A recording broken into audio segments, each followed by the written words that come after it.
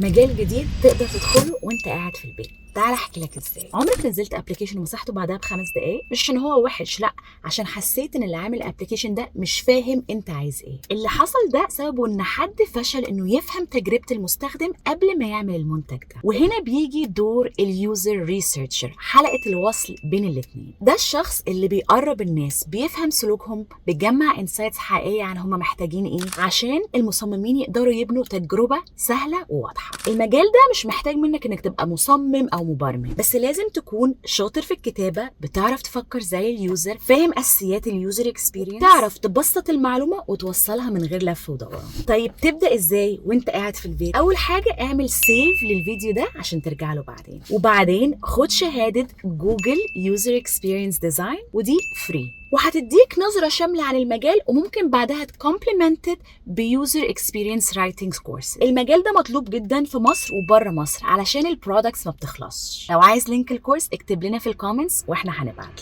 لك. Let's move on.